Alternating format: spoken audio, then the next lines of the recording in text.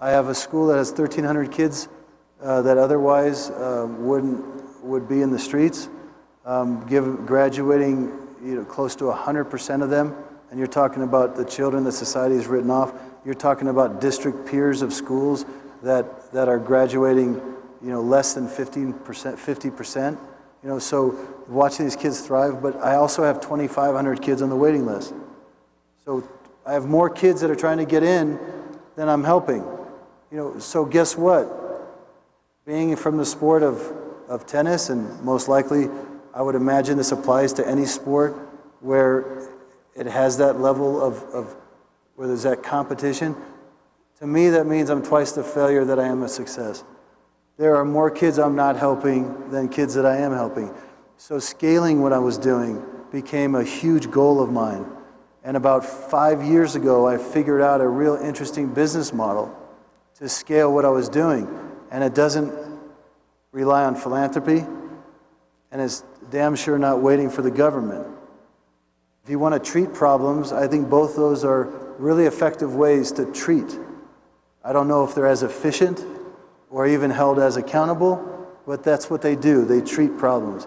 I think to solve problems, we can do the one thing that we all can still do, which is innovate and figure out real sustainable solutions where the private sector solves it, where you recognize a gap between a demand and a supply that just is not efficient.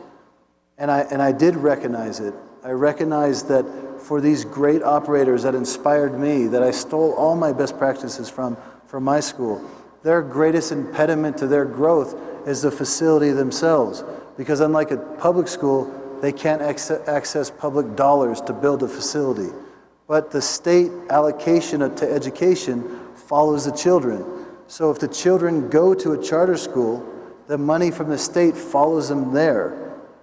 What I figured out is how to facilitate the facilities for those that know how to educate our future, and to do that with the private sector of social-minded investing. People that say, I need a return because I'm tired of giving away my money, or I don't want to give it away, but I don't need a huge return. Because I also want to see social impact. I also want to see us invest generationally and change the future in the landscape. And when you find those kind of investors, you now have a bridge to really scale something sustainably.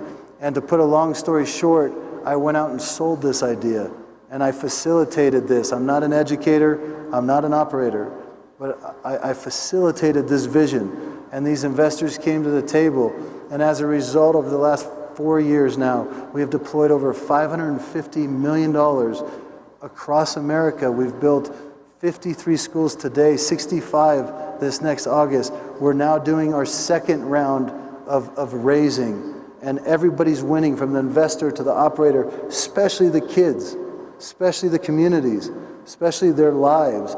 And the next round is going to be twice that. We're going to have over $1 billion. So the next 3 to 4 years, we'll have over $1.5 billion deployed for the very mission of affecting more lives and cutting down those lines, the waiting list into these schools. So what do I do now? I travel around the world, around the United States, building schools for the very people that inspired me to build mine.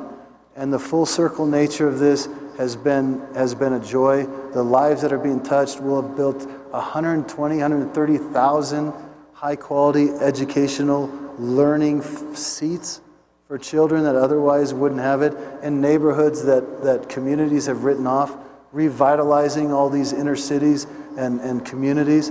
It has been a win across the board, and I feel like I'm #1 in the world again, even though it doesn't matter where I'm ranked, because every school we build, there's still more kids on the waiting list.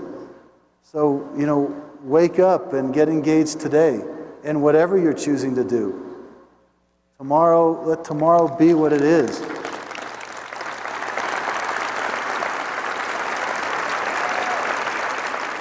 you.